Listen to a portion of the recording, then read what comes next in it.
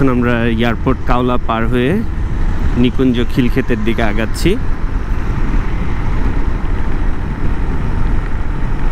বিশ্ব রোডের যে ফ্লাইওভারটা হয়েছে, যেটা মাঝখানে যে একটা রেল ক্রসিং আছে, এই রেল ক্রসিংয়ের যে একটা প্রচণ্ড জ্যাম হতো বিশ্ব রোডে, সেই জ্যাম থেকে আমাদেরকে মুক্তি দিয়েছে।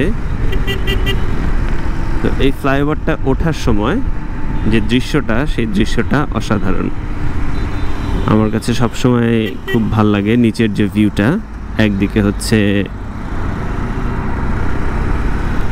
বিমানবন্দর যে মহাসড়কটা, যেটা মহাখালীর দিকে চলে গেছে, তার পাশেই রেলওয়ে ট্র্যাক, আবার সেই সাথে ফ্লাইওভারের ওপর থেকে ডান দিক দিয়ে যদি আমি নামি তাহলে চলে গেল বনশ্রীর দিকে বা বাড্ডার দিকে, আর বাম দিকে চলে গেল হচ্ছে পূর্বাচল 300 ফিট, বা যেটাকে আমরা ওদিক দিয়ে বসুন্ধরাও যাওয়া যায়, অনেকগুলো কানেক্টেড রোড আছে ওই দিক দিয়ে। এই রাস্তা দিয়ে আবার বের হয়ে ঢাকা চট্টগ্রাম মহাসড়কে ওঠা যায়। এই রাস্তাটা আমার কাছে খুবই ভালো লাগে। এই ফ্লাইওভারের এই ভিউটা একটু পরেই আমরা দেখতে পারবো সেই ভিউটা। এটার জন্য আমি ক্যামেরা অ্যাকচুয়ালি অন করলাম।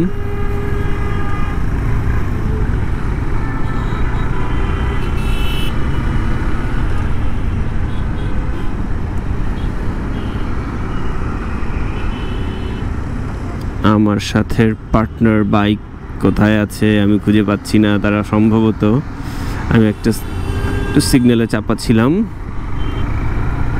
তারা বাম পাশ দিয়ে বের হয়ে গেছে, আমি ডান পাশে ছিলাম, তো সেই জন্য তারা একটু সামনের দিকে এগিয়ে গিয়েছে। এখন আমরা উঠছি ফ্লাইওভারের সেই ভিউটা উপভোগ করার জন্য। জানি না ক্যামেরায় কতটুকু ধরা পড়বে।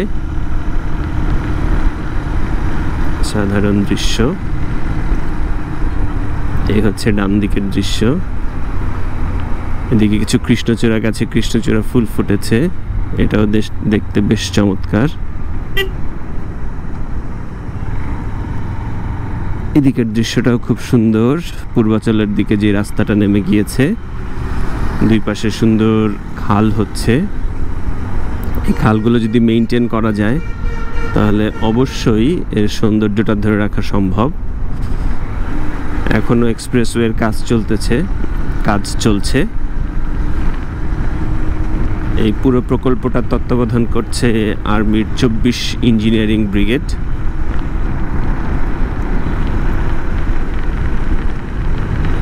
চলে এসেছি আমরা expressway. This is the real expressway. এখানে কোনো ইন্টারাপশন নাই, কোনো রকমের কোনো সিগন্যাল নেই। এক্সপ্রেসওয়ের গাড়িগুলো সব সোজা চলে যাবে, আর যে গাড়িগুলোকে ইউটার্ন করতে হবে বা ডানে বামে যেতে হবে তার জন্য আলাদা ব্যবস্থা করা হয়েছে। প্রত্যেকটা ব্রিজ করা হয়েছে। হ্যালো, আমার আবার ফোন আসলো।